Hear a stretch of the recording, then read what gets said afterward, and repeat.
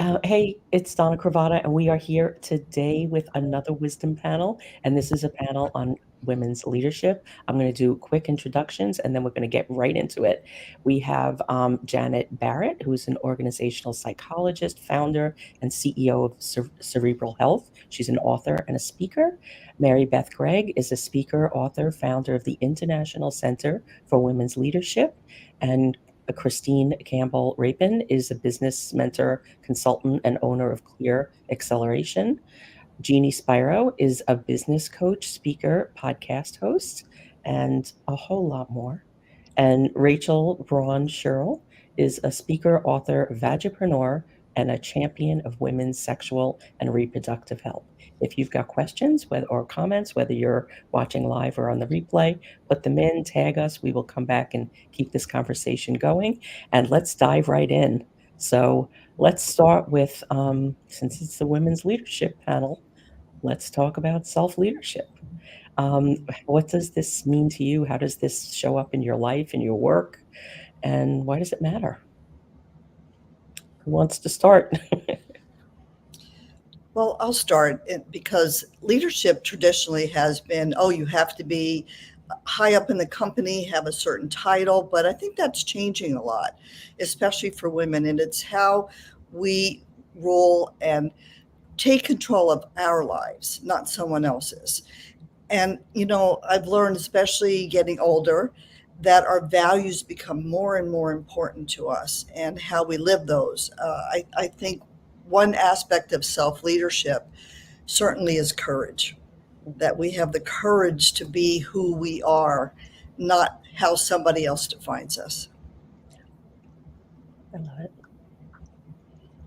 I love that. And I absolutely echo everything you just said. The thing that I would like to add to that is that as my values and everything have grown throughout my life, as I self-lead, I really focus on ensuring that what I'm spending my time on is aligned with those values, as opposed to necessarily what someone else wants. And I will say I struggle with that, but it is something that has truly become very important to me. One of the things that I think is so critical is really understanding why it's so important to lead. So we spend a lot of time learning skills, functional skills, finance, accounting, marketing, strategy, whatever the case is. And then we don't spend enough time focused on how we're going to communicate that. And to me, that's really, about finding your leadership voice. How do you get people to essentially, I do this with businesses also, to buy what you're selling? How to communicate? What is your style? How comfortable do you feel? Have you practice really basic fundamental things, because you can have done all the greatest work, but if you don't know how to present it, either in visual or oral communication, then a great idea sometimes doesn't get anywhere because of how it's presented. Yeah. Yeah, it just hits the wrong way, and it just gets... Or it doesn't hit. Yeah, it doesn't. Yeah, it just gets stopped. That's great. Anyone else? Yeah, personally, for self-leadership, for me, it took me a long time to step into my role as an individual business owner, as a small business owner, and I was such a good leader in my corporate work. And it took me a long time to get comfortable as a leader of my own business and to be able to teach other women how to step in and lead their teams and their communities. And it's been almost 14 years now, and I finally feel like I've landed in a place where I'm so much more comfortable in saying I can take time off and I can show the women I work with how to do it because I've put myself first. And I didn't do that for a long time in my past life. I was always working for someone else. So I felt like I was trying to break those habits for the first few years. And now I can confidently say I have a lot stricter boundaries around my own leadership, time off, and what I need. What I love about this word is that it's two different words. The first one is self, and I think that gets lost in a lot of the equation. And we look externally. We do. We're conditioned to look externally. We're happy to be more comfortable in the leadership space. But the moment I say, what do you want? It's a very targeted, simple question. And I have this debate with a lot of my girlfriends because I always ask the question like a laser, what do you want? And they're like, I don't know. I'm like, bullshit. Ooh, excuse me. Sorry. I said, I don't believe that for a second that you don't know what you want. I think you've known since the moment you were born. I think you get to evolve around it. You get to decide when to go forward, when to go back, when to go sideways. But the most important thing about the self-leadership piece is it's up to you to light your own fire. And I tell clients when they come in to work with me, I said, I am a fuel source for you as a business mentor and a strategist, but I cannot light your fire. And every amazing woman leader I know, the moment they make the shift is when they say, I'm doing this for me. It's self-leadership. It's saying, I want this. I'm going to go for it. I'm going to put myself out there. And when we do, it's beautiful to see other women celebrating experiences of other people's self-leadership. But it's really important that you sit with the stillness and say, what do I want? Can I look at myself in the mirror and be able to hold my gaze, to articulate it, and say I can achieve it? When I find others' fuel sources, but I have to be the one to first whisper it. And then being in great communities will help you to roar it. And that's what we're here for. That's what the rise is happening. I think we're in this beautiful rise of the creator because we're saying I'm worthy by simply breathing. I want the following. And how can I get there? In co-creation energy. I love everything. I'm not a big, I'm not that skilled in the stillness piece, but Yeah, I was on board with everything else. yeah. Stillness is still a real work in progress. Yes. But I will tell you, Right. my way I would get around that is I always say stillness is actually not the absence of movement. It's moving fast at a high vibration. So as long as I encapsulate that, I'm like, I'm okay to find stillness. It doesn't mean stopping. I really struggled with the concept of what do I want for a very long time. And I've had this conversation recently about I was a really great chameleon. I could be what anybody wanted. And it started from a very young age because I just wanted people to like me and I was willing to do whatever it took. And so now asking me that question, one, makes me very uncomfortable because I'm like, oh gosh, me, you want me to make that choice? And taken me a long time to really be like, okay, that's okay. It's okay to want something for you. It's okay to own that that is what you want. But I still even struggle going, is that really what I want? Because I didn't grow up that way. I didn't evolve for a very long time thinking about what I wanted. And I love that you encourage people to do that because I do. I still struggle with that. I love One that of the things that you use the word evolve because I just got called on this because you may think maybe I've got it all together, but I kept saying that I was reinventing myself. And someone said, you're not reinventing yourself. You're evolving to the truer onion that you always were. So I love that you chose that word and unintentionally because I think it is spot on. We don't reinvent, we evolve to it. Well, and what I would say with it, the part, Janet, of being a people pleaser, which many women, I would say, I don't know what the right verb is, suffer from or deal with or, make their lives harder with, is Brene Brown said she says many brilliant things, but this particular thing she said in her Netflix special, and I'm paraphrasing her brilliance, is if every day you're not uncomfortable at some point, you're not trying hard enough. And for me, that became a very good tool to just reinterpret that feeling.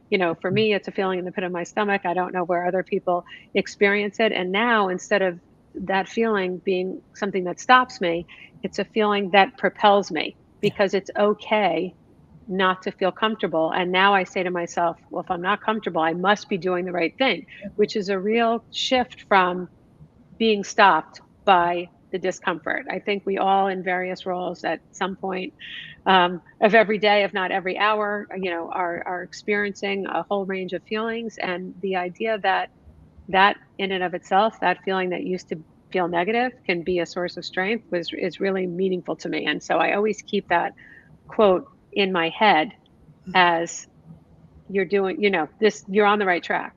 Mhm. And there's a really powerful book. It's called Women Who Run with the Wolves. I don't know if you've ever read it, but it is, talk about inspiration. And it's about us being domesticated, over centuries or thousands of years, but how that wild woman is still in us. And we just got to let it out. And when we do, oh my God, it feels so great, right? And that is putting ourselves first, that's not selfish, that's self-love.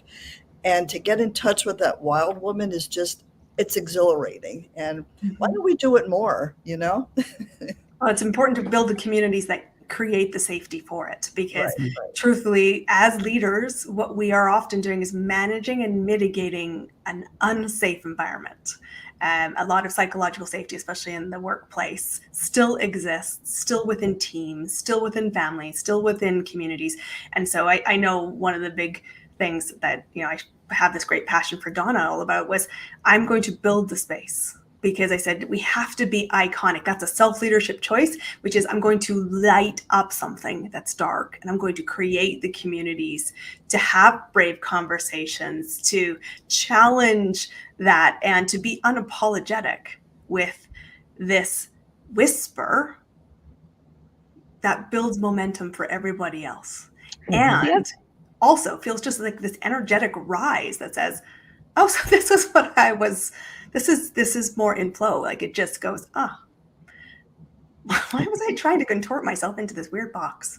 Yeah, And building on that, another idea around that is you won't always get it right. I mean, Correct.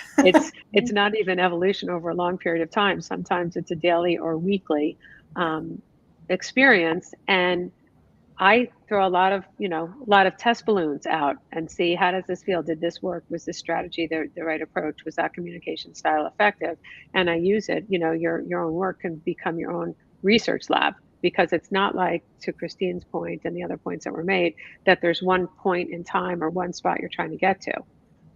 But there are different challenges along the way, and that is critical to, for me, it's not getting to a place, it's getting to how you want to live, which is personal, professional, financial, emotional, all those things. Yeah, and when you start to do the work that you really truly want to do, that line between work and life is very grayed. It's just life. Yeah, There's just life. I'm just doing life. Yeah, in the lens I see the world. Exactly. So we touched upon this a little bit, celebrating success and self-love. And that was one of the reasons that I created this community, because I wanted women like us who are out there every single day, quietly or not so quietly, making a difference. But, we're not on the Forbes list, and, we're not paying to be on a list. We're just out there doing the work every day that needs to be done. And I wanted to create a space where we can celebrate each other, we could celebrate together, and really claiming it is important. And, keeping that self-love piece alive, because the only way that we're going to challenge ourselves and put ourselves into those uncomfortable spaces and, do something that's harder and new and unexpected is by caring and loving for ourselves. So let's dive into this one. I think the hardest thing we have is to celebrate ourselves. We're really good at organizing parties for others. And I know I am much more intentional at this last round of the sun than ever before about what and how will I celebrate myself. And I spend time quarterly on a personal CEO day, and I spend a good portion of the time saying, how will I celebrate this? And I really challenge myself to spend time when I'm working with my clients on, what did you celebrate? Not did you hit the goal? I mean, we're goal-driven people, we're drivers by nature, that's who I serve. But I said, what did you do to celebrate this? And this was a classic example. I have a client of mine that's come through a very difficult period of her business starting 24. And it has been, I'm sure, soul searching. Should I quit the field? And she did not quit the field. And I said, where are you now in celebrating? She said, I haven't. I said, you've landed 6 clients and pulled yourself out of the abyss. When most people quit the field, what did you do to celebrate it?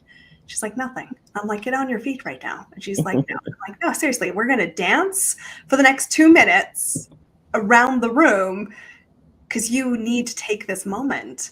And she's like, I got to go to the next thing. And I'm like, no, sweetheart, there's nothing more important than realizing your awesomeness and the fact that the tenacity in this win got a moment to breathe. Like, I think we need to really talk about this as an essential part.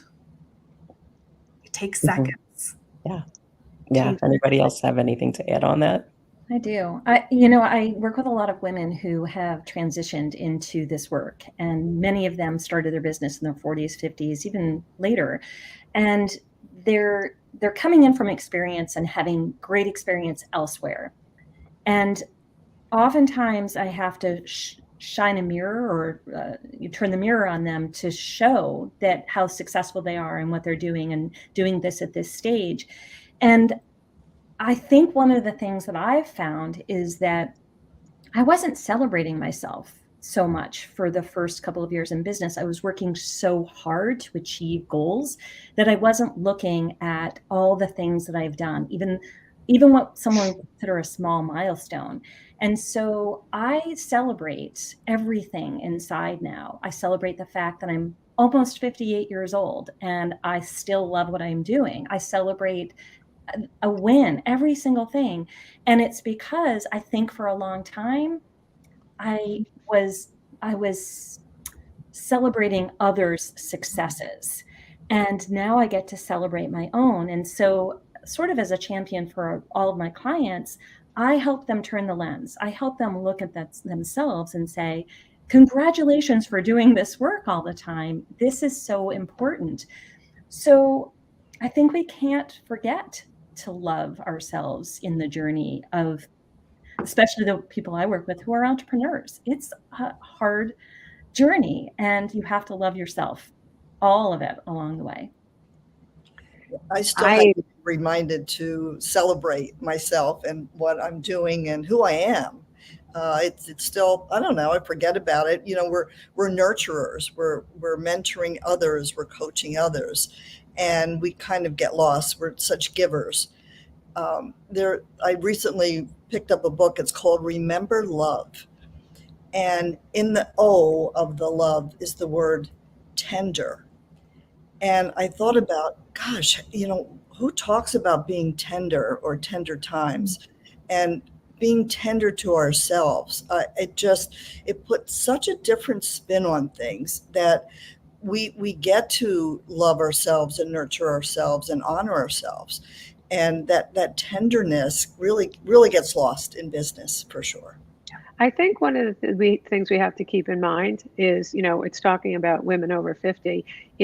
And I think that implies, at least in my life, you might have a little bit more space than you did. I mean, there are many of people in their 50s who are still caring for children, caring for parents.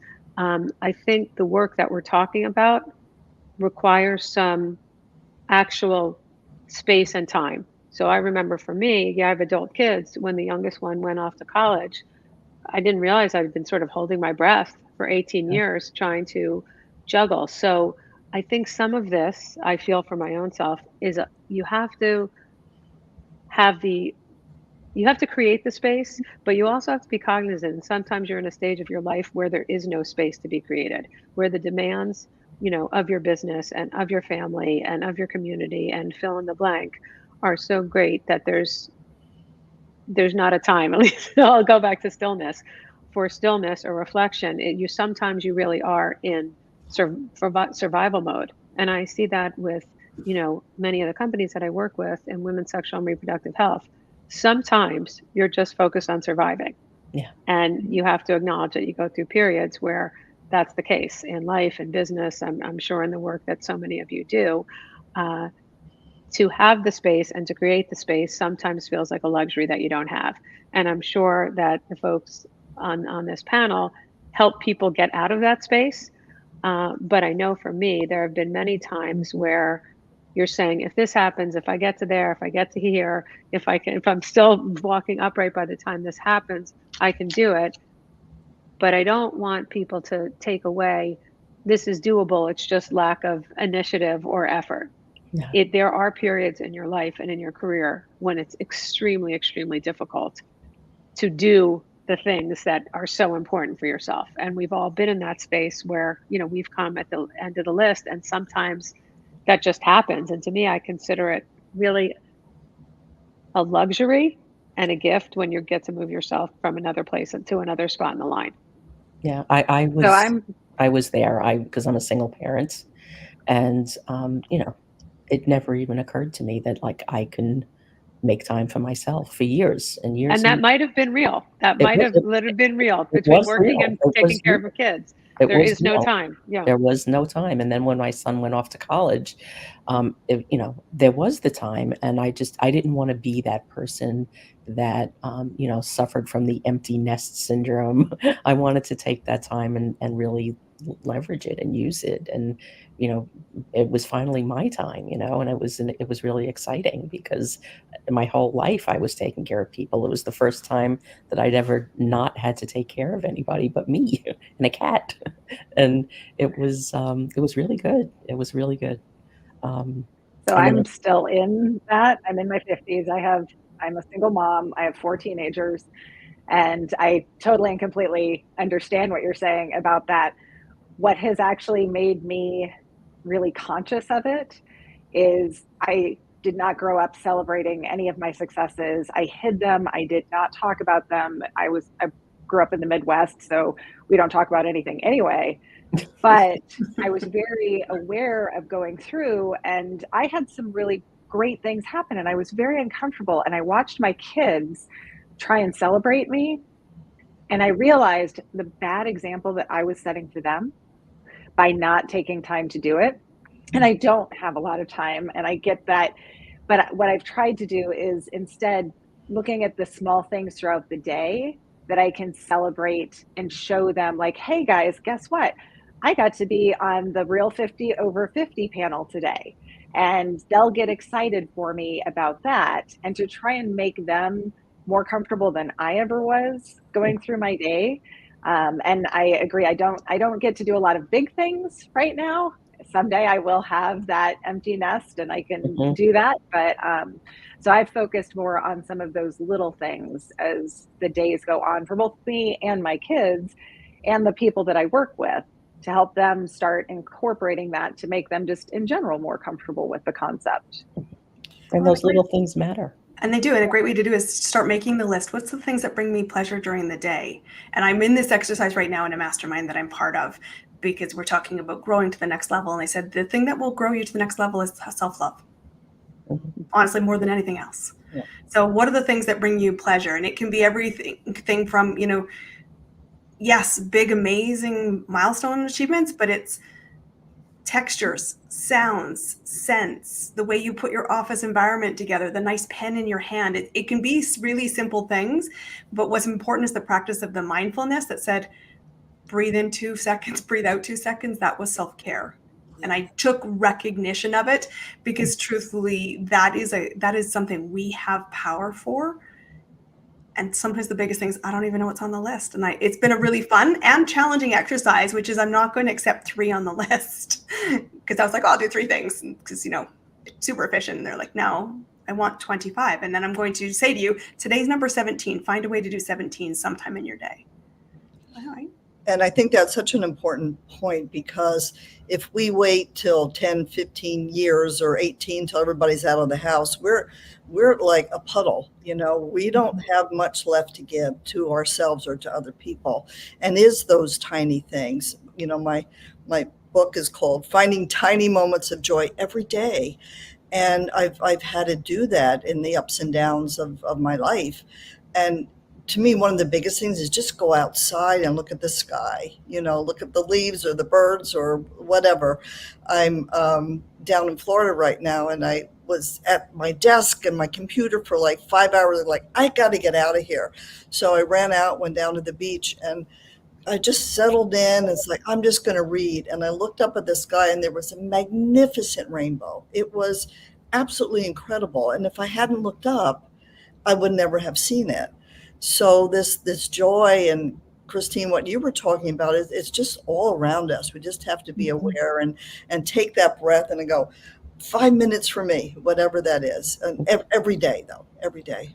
I think that is so interesting. I remember when COVID first started and everybody was posting, oh, I gave up sugar, I run 76 miles, I do yoga every day, I became a gourmet cook. And I would say, stop the madness. And I think there's something to take one thing that you can accomplish. It's not, today isn't the day you're going to transform every single aspect of your life. But if your goal is to get outside and you do it, great. If your goal is to finish a presentation today and you do it, great. If the goal is to have, a delicious meal, I'm so conscious of, as women, and because I run businesses that focus on women, so I'm always talking about women's health, which includes mental health. I don't like the idea that we can set ourselves up to be self-loving and self-affirming and add that to another long list of things that we have to do. So, just keep that in mind, that all of this, it's a balancing act. So if, I'm sure most people can find 2 minutes a day to go outside. Don't start with, I'm going to start running and next week I'm going to do a marathon. It's really all about baby steps and moving forward. And some days you have the energy and the spirit to take giant leaps, but that might not be every day. Yeah. Yeah. And I think this self-love is not about to do, it's about to be, right? Mm-hmm. To I get love inside and figure out, how do I want to be right now? How do I want to feel right now? So it's not adding to the list. It's just getting in touch with what we need. Yeah. I personally feel like I disconnected from that side of myself for such a long time, and in my corporate life, and I was working in a very masculine world, and I never felt that I could put myself first. I was raising a family with my husband at the time. I'm still married. It doesn't sound like that. That's what I just said. But we were raising 2 children, and I was so focused on work and business and in my masculine all the time that I got sick because I wasn't taking care of myself and I wasn't nurturing myself. So part of what I've thought through as a business owner is this growth that I've experienced and trying to balance, not diving too far into my masculine to work, but to also balance the self-care, the self-love, the self-talk, and that it's actually so supportive to my growth and how I show up as a business owner and coach to my clients and in my family. And I used to think I was weak for nurturing myself in that way, or not showing up, strong or in my strength. But it's so good to talk about the things that I'm doing, the healthy things that I feel like I'm doing, and also being a leader to my clients who want to be able to have balance in their business. So I love this topic so much, because I think I was not good at it for a really long time. Yeah, I'm still a work in progress. But that's got to be part of my my New York law firm upbringing. Well, and I got to say that work in progress, like one of the most beautiful life lessons I was given. I was probably about 20, and it was from my bestie, who is still my bestie today. And we were going through the period of university, and there were some big changes going on, as naturally happen at that time of your life. And she said, it's okay to love yourself still as a work in progress, because we love you as a work in progress. And just keep showing up, committed to being the work in progress. And it is echoed through all of my life in seasons when, all of it feels messy. And she's like, why did you think it wouldn't? You're still a work in progress. You don't, I think when we talk about clarity, and a lot of my business is about, people come to me to help with that question, who am I? What do I want?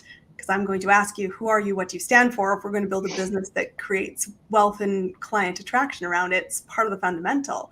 So clarity isn't the thing that you put into your notebook at Tuesday at 2 p.m. I'm going to go to Starbucks to get clarity. Like, we've set ourselves with this expectation that it's a task. And it's, yes, we can have a great notebook and that feels like self-care, and we can have a really decadent coffee, and we can set the environment up. But truthfully, the work in progress is the evolution. And said, that's what we're celebrating. Mm-hmm. I am still here choosing the evolution, and it's a hot mess every other moment. I love that. And I think a lot of people can relate to that. Oh, I'm going to find clarity, on Tuesday at Starbucks. And to go back to what Marybeth said, it's not a task. And I know for me, certainly as a, I'm constantly focused on outcomes, it is very hard to break those habits. And so when it comes to that, I absolutely am a work in progress. What feels good is what feels normal, and coming out of your pattern is sometimes create some discomfort to get to a better, better place. The other thing I wanted to add is that in addition to making the space, I always feel like everybody needs some activity, some retreat, something that re-energizes them. For me, it's energy and mindless, law and order kind of dramas. Something where my head is just out of That's my my day favorite to day. thing. I'm not, necessarily reading War and Peace in the original Hmm. language at that point, but just something that literally changes sort of your body temperature or gets you some endorphins. I've always found that without that, and when I neglect what those things are, because obviously law and order can't solve any of the cases without me.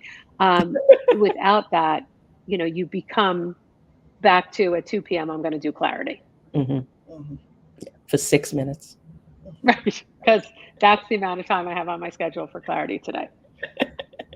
Unless I find a red dot on my phone or social media, and then I go down the rabbit hole and I did it for 3 seconds. Exactly.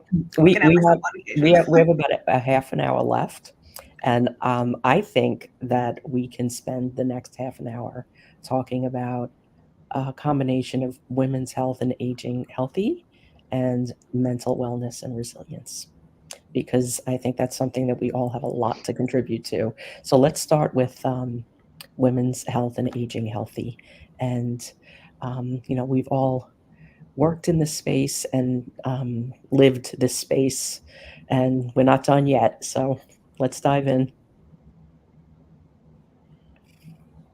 Rachel, Oh, you have a lot I was to. going to say, Rachel, I know this is your area. I have to say something quickly, if you don't mind. What I wish that we did more of with this particular space is started younger, because now I'm having to go back and say, oh, that makes sense now. Had I done this, but I didn't know anything about hormones and taking care of my body and what was acceptable, because I'd say to my doctor, this is happening, like, oh yeah, that's normal. Mm. No, it actually isn't. And I would love to, I mean, Rachel, this is your area and you know so much more about this than I do, but that is the one wish that I have, is that we would start earlier. And if there's a way that people know how I can do that better, I would absolutely jump on board. So Okay. I think one of the Can I just say oh, something go before ahead, you go ahead, start, Donna. Rachel? One of the things that I want to achieve with this whole project is that we share the things that nobody tells us. So unleash. So from a women's health sort of business perspective, one of the things that is challenging is really not our fault. It's sort of systemic. So just, at least certainly in the US, I can't speak as much to Canada, but I know this is a trend around the world. We are never taught the vocabulary. There are a subset of states in the US that require sex education, and a subgroup of those don't require it to be medically or scientifically accurate.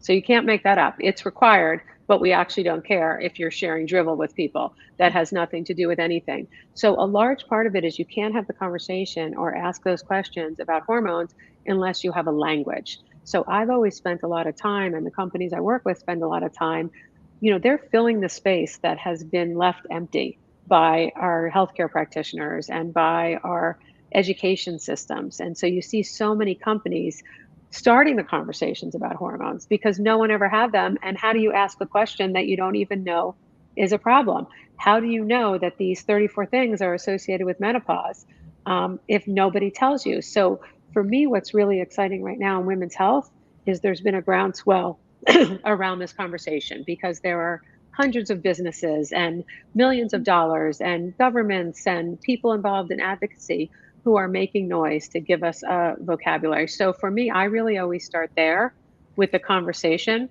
How do I know how to solve a problem that I don't know exists? And when I go into investment meetings with clients and, the person in the room will say, oh, I already invested in a menopause company, I'm good.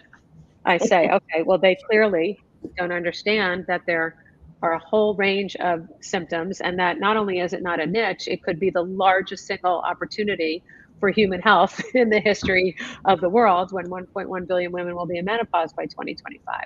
So the language has always been so important. And we were joking about, did the White House initiative mention the word vagina?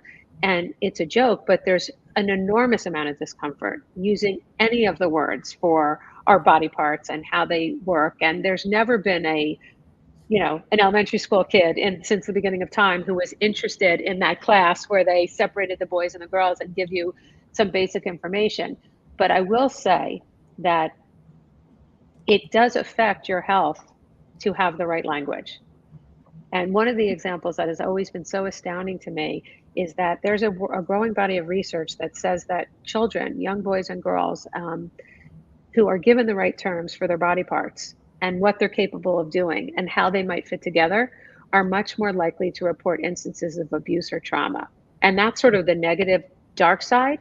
But if you think about that and take it to the example, Janet, you gave, if you don't have the language, you are at a handicap for living a healthy life and for aging in place or aging gracefully or really enjoying your life. So before anything else starts, it's education and it's vocabulary, and it's saying things that often make people uncomfortable. When I interview people, I say, listen, we say the word vagina and vulva here many times a day.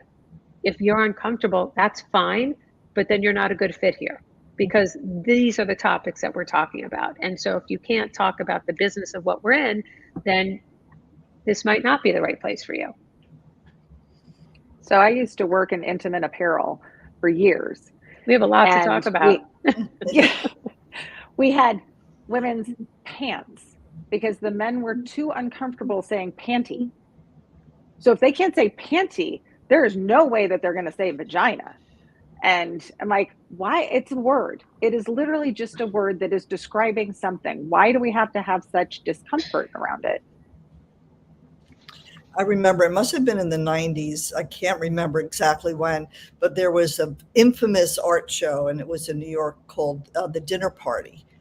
And I don't know if you're familiar with it, but each piece was handcrafted and it was different vaginas. Well, it was such a scandal. And the world, in the area was up in arms about this. This was obscene. And I went to see it with some girlfriends. And I was even like, whoa, this is the first time I've seen this in an exhibition. I mean, they were dinner plates, different vaginas, and very creative, that's for sure. But for that, at that time, was absolutely, it was just unheard of. So, when I grew up, it was even more so than now.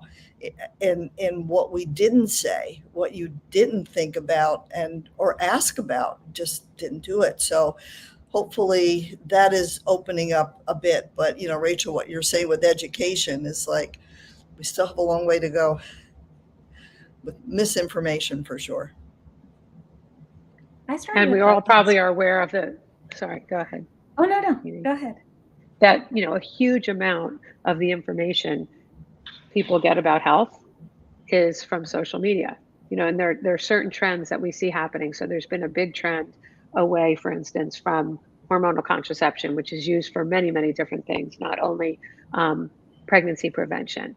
And there's a whole social media effort where influencers are talking about how bad hormonal contraception is for you. Now, it might be for an individual, but it's not a conversation or a decision you should be making because an influencer who knows nothing about your history or your body or your other health conditions says so. And so it's also where we get the information and to make sure that it's accurate. And I think, Marybeth, you described something that is so common. I mean, I cannot tell you how many rooms I've been in where I walk in and people are like, oh, there's the vagina lady. And like, as if it's, I'm wearing a scarlet letter, and, I'm proud to be part of this conversation. I'm proud to be working with companies that are finding solutions. Has everyone around me always loved that I'm doing this? No. I joke that when I started, both my kids probably wasn't related. They both switched schools at the time that I got into this space. And I said they went into like the vagina protection program.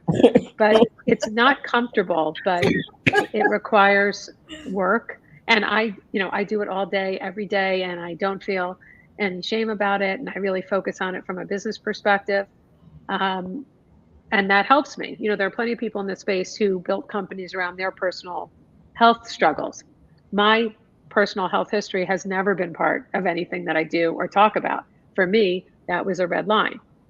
But I'm happy to talk about conditions and symptoms and solutions and healthcare. But for me, my line is my personal choices have nothing to do with me building those businesses. Jeannie? Yeah, so I started a podcast a couple of years ago, and it came out of this feeling that I kept hearing that women over 50 are invisible. And I was starting to experience this myself. And I also thought, well, this is really interesting because I'm a business owner trying to be seen online and I need visibility. And if I'm invisible as a 50-something-year-old woman, this is going to be quite a challenge. But at the same time, I started having conversations with other women who were having the same thing happen. And another client came to me who was in her 70s, and I thought, what is she doing? How is she working? How does she have this energy? How is she showing up? She's a global thought leader. And I thought, what can I be doing to care for myself at this stage of my life? And how can I start changing my own self-care? And I picked up every book I could possibly read, and I found Norma Kamali, who was talking about how to care for yourself as you're aging. And I started making some conscious decisions about how I wanted to show up and how I wanted to care for myself. And it's very interesting what comes back because of the conscious decisions I'm making. How I'm choosing to take care of my hair or go with herringbones as opposed to full color, or, how I'm doing certain things more naturally than other things. And it goes back to what Rachel was just talking about. Like, these are my personal choices, but because I'm visible in business, I'm also getting a lot of feedback from people. And yet my whole goal is to have energy, be there for my family, take good care of myself, and gracefully transition from this year to the next year to the next, how I want to be doing it. And I think everyone's got their choice in how they do it. But I personally have been feeling like, how can I gain more energy in the next phase to do the work that I want to be doing? And it's less about what I look like and more about my energy. So that's how I've been really trying to reframe things. I think, the world in the last couple of years has brought us into proximity in many ways. And I mean that from a home environment where, if you have, you share your house with more than your pet, suddenly there's a lot more conversations about the humanness of you because you could not escape each other. And there's a lot of great experimentation. Like, some of the conversations that I'm having in the women's circles I'm having is, our decision to stop coloring our hair. Like, that transition's happened. I don't color it anymore. But it's also saying, what used to work for me doesn't work for me anymore. That's from a fitness perspective, the cardio versus the weights. It's the amount I'm consuming. I said, I haven't changed my food consumption, but my body is totally on a protest. It's just decided it's going to keep everything it's keeping. And I have struggled with that reflection image. And the conversation is, how do you embrace where you are? How do you experiment with what you are? And the gift, you can talk about self-care, is the gift is, how do I feel great in this season? Because that wardrobe, that skincare, that way I used to fuel my body is no longer serving me to the same effect. But guess what? I have the choice to experiment and try new things. And so that's where we do create the language. We do create conversations of saying, let's talk about this. And in the world of healthcare, which is so broken in its way, I said, you have to recognize the importance of you advocating for what it's like to have your lived experience. What's it like in your body? What's it like in your sleep patterns? What's it like in how you feel? Because you have to advocate to your partner, to your children, to your own space, say, this is me in self-care. And then I love what communities can bring, because one of the big conversations I had with my community back at the start of the year was, it's time for a wardrobe overhaul because I'm never going to fit those clothes. And looking at them makes me feel crappy. And so how do you go shopping at this age? Like, and they're like, let's have, who knows? And then all of a sudden there's great popcorn suggestions of, I know some stylists, here's some people I follow. Let's go look at the body type. Let's go actually figure out what the measurements are, because you can find great, fabulous things that make you feel great about your body's experience out there in the marketplace, and then share them. Last year, I had a real awakening about health, and nothing happened to me. It wasn't any condition or anything. But, you know, as we get older, things start to shift. And so years before, it's like, oh, I'm going to go to the gym, you know, I'm going to get a trainer, I'm going to walk, I'm going to do this, I'm going to do that. Never did it. And last year, so this was January a year ago, I've been doing work around intention. So what's my intention? Not my goal, not starting with that, but it's the why. And in the area of health, I had to really sit back and think about, what's my why? Why do I really want to take care of my health? And to me, what came up was, so I can have a better foundation to get me through the rest of my life in a healthy way. Then the goal became, go to the gym, walk 4 times a day, get a trainer. And it was such a, you said reframe, such a shift, because that was a year ago, January, and I've been doing all of those things every day almost throughout the year. But I had to get my why. I had to have this motivation versus, oh, I should go to the gym or do this. That just, those resolutions, those goals don't work. The what becomes the how to get to your intention. And that was really powerful for me. It's the same as the 2 o'clock Starbucks run. All right, let's. So I speak about. I'm sorry. Yeah. I speak about resilience and mental health. And Marybeth, what you were just talking about with the why is what one of the key things that we talk about. It's one of the top 5 things that you have to have. You have to have a why, a purpose. And then if you have that, it's really easy to start bouncing things off of it and see if it fits.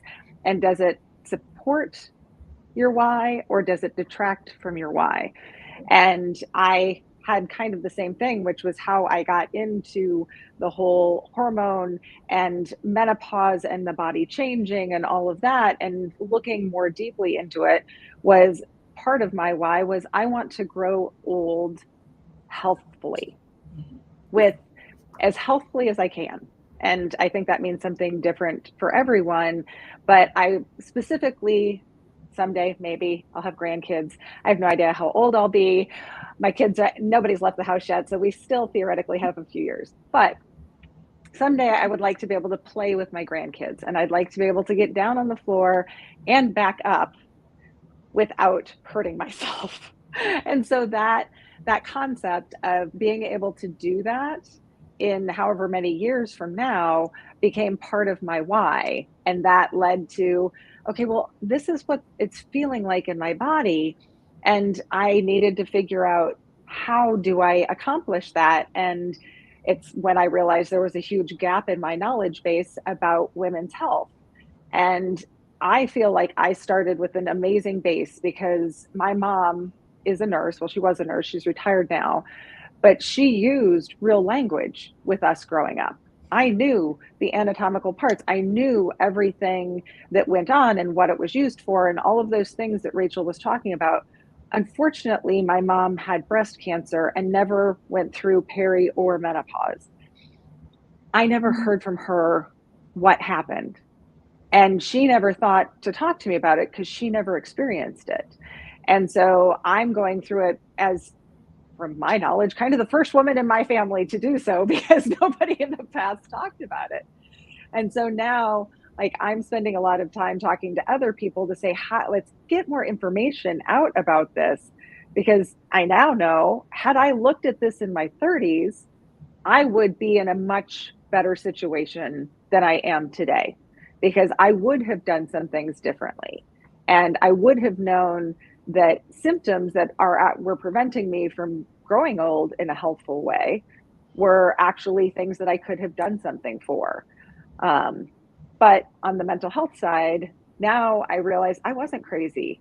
And talking about it and sharing our stories, to what Donna said earlier, has been such an important thing for me to help my mental health, to know somebody else is out there, you know, going through something similar to what I'm going through, has been really so important to me, to be able to feel that I'm not alone. I can do this. Other people have done it before. And so I love sharing the stories.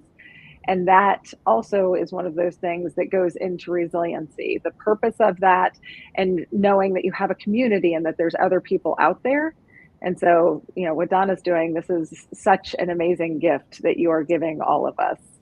And I would say, specifically to the point that you just made, Janet, I would say the thing that I hear the most often with anyone going through menopause, or when they discover a product or they see something that catalyzes their thinking, is, I thought it was just me.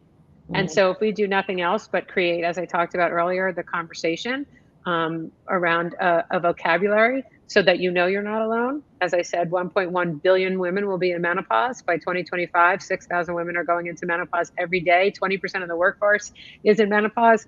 We're everywhere. So if people knew that, and we had the tools and the way to start a conversation, it would be so much better. And the other thing that is very common now in the narrative around women's health, which is a plus, is that you can't talk about emotional health without talking about physical health, without talking about, the context that you're in. So when you think of menopause, who would know that the same thing that causes you to get bloated and gain weight in your stomach is giving you brain fog or anxiety, or leading to lack of sleep, or that the hot flashes that cause the lack of sleep are the reason that you don't feel that you're feeling anxious, that you can't be productive. Just the Oh, you muted yourself, Rachel. Rachel, you're muted. For how long? For that whole last piece? Yeah, about half of it. So this is live, so I'll just keep Keep going. going. But basically, everybody feels the way you described going into menopause. Every bit of market research, every person that you speak to, every company who's coming up with solutions in this space says the very same thing. And at the risk of being repetitive, I don't know if it came through in the last sentence. 6,000 women are entering menopause every day in the workplace. In the U.S., 20% of the workforce is in menopause. There are now companies who are starting to offer menopause benefits the way we did 25 years ago with fertility and family building, because we know how valuable these people are in the workspace. So if people take nothing else away, what has happened with all of this focus and attention and conversation around women's health is you are not alone. And there are often hundreds of thousands, if not millions of people going through it at the same time. And lots of these companies that I'm working with are about creating that sense of community, so that you know what the symptoms are and you know what some of the solutions are. Yeah. I remember a comment made to me when I was in the networking space for women. I was in a specific group for women to network in the world of business. And I remember a colleague of mine saying, you'll spend more time in menopause than any other period of your life. And I thought, how come nobody has said that out loud? Like, it feels like we have got this totally unaware. Like, we talk about adolescence, we talk about puberty, we talk about, what happens. But I said, after 20, the only thing I was told is your skin will start to age. Like, that's the only thing I was told. And then when she said it, she's like, no, seriously, you will spend more of your life in menopause than any other cycle and anything else. I'm like, that is fascinating. And I just don't even know why I couldn't think and connect those two dots myself. But I said, wow, we need to. And it is totally true. So when you think about it, people are in perimenopause from, 2 to 10 years. It really is.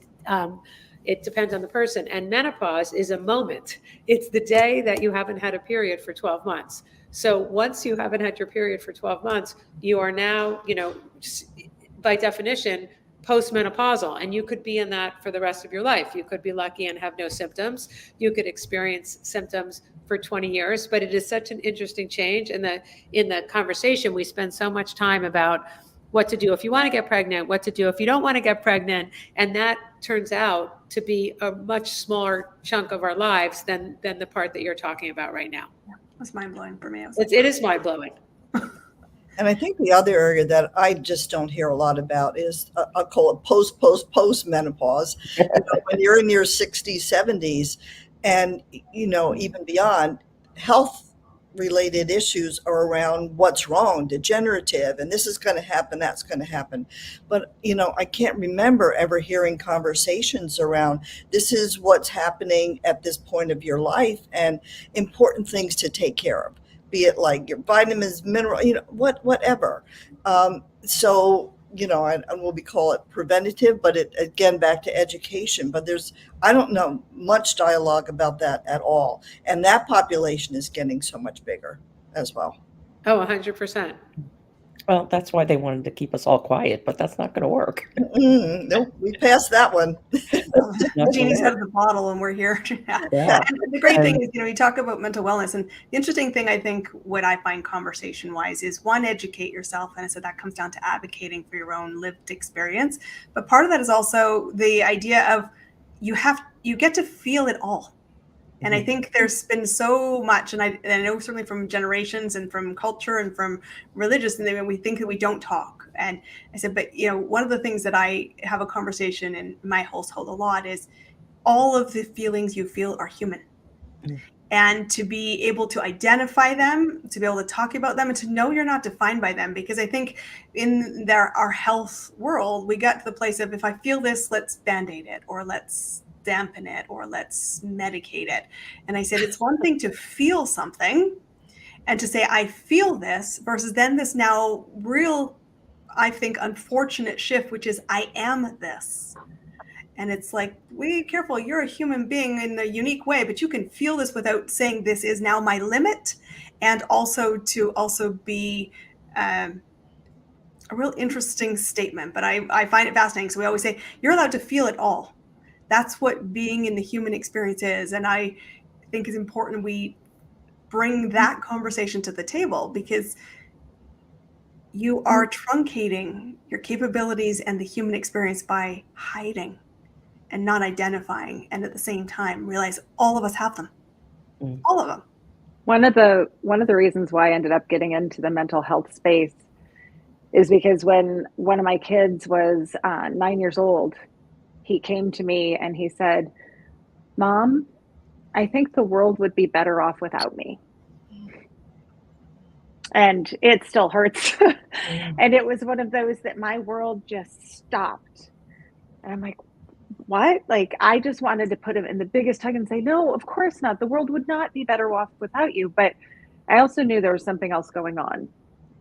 It wasn't just that. And so I was really lucky. I got him a really good mental health professional that was willing to work with him. And he called me a couple weeks after he started working with him. And he said, Janet, I'd love to talk to you, because I think I understand why he felt that way. I was like, why? Please tell me. And he said, it's because of the bad thoughts that he has about other people sometimes. Thoughts like, I hate my brother. He stole my toy. Or they cut me off. I could kill them. He thought that simply by having those thoughts made him a bad person. He didn't realize that every single person has those thoughts. And he was like, if I have them, that means I'm bad and I shouldn't be here. And it was great that we learned that and we were able to correct it for him. And he's, much better from having gone through that. But I realized so much of the time we don't talk to people about that yes, you have those thoughts. They're just thoughts. Now, if he actually did kill his brother for stealing the toy, that would be bad. But that's not what happened. He just simply had a thought that we all do. And it makes us normal. It makes us like everybody else. But to your point, Christine, nobody talks about it. And so we did. We started talking about it. And it really prompted some good conversations around what is normal? What should people expect? Is it okay to have some of those thoughts? And I think having more of that conversation is really important. It is. And we are at an hour. I can't believe it flew by. But if we can just go around the room and leave everybody with a thought, a wisdom bomb, an idea, something actionable that they can, bring their own leadership or self-leadership up a notch.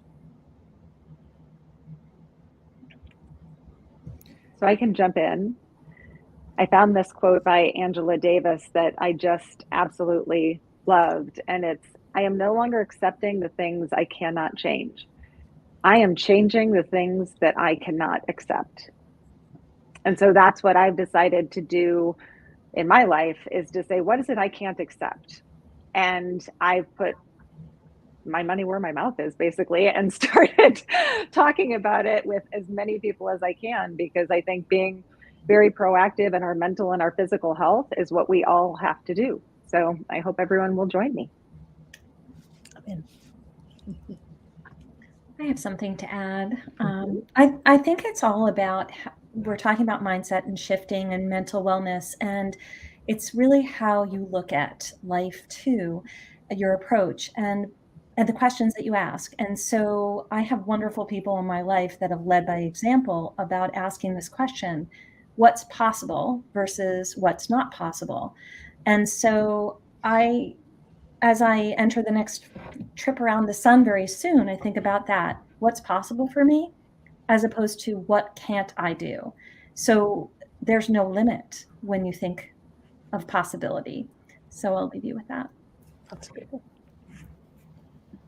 I would say for me, we had this quote in my family all the time, which is helpful not just for sports, but for life. And it was it's no timeouts, no substitution. The idea is, you sort of play to the death, you live to the death, you leave it all on the field. And I don't mean in a morbid way, but life is long. They're hard things, but you have to always stay in the game, whether it's the game of your business, the game of your marriage, the game of your family. But there's really, no one can play you. There's no understudy for your own life. And so if this is your option, make sure you're spending the time the way that you want. And I will say one other thing that is just a personal challenge I have. When people say, if you love what you do, you never work a day in your life. I love what I do, and many days it feels like work. So I'm all about setting reasonable expectations. You can still love what you do and be doing the right thing, and some days want to pull your hair out or, fire yourself or anything else. And for me, it's really taking the lead about our own lives, knowing and being aware of what depletes us and what gives us passion, what gives us joy, and going for it and living according to what we want, not what someone else says we should do. And I think that really is about self-love. It's not about being selfish. We need to eliminate that word from our vocabulary. Yeah, and for me, it is something, a theme I'd said earlier. You are a beautiful, beautiful work in progress. Mm-hmm. You have everything you need because you are human. And in the world of digital and in the world of abundance and in the world of overwhelm, you get to choose to be human. And that is enough. You're a work in progress. Celebrate that. Well, thank you all for sharing your stories and your wisdom and spending some time today. I really appreciate it. And the comments were not coming through on the live stream, but they're there on LinkedIn. So if you have a moment, swing by and say hello to the people that were commenting. And thank you. Thank you. I look forward to keeping this conversation going.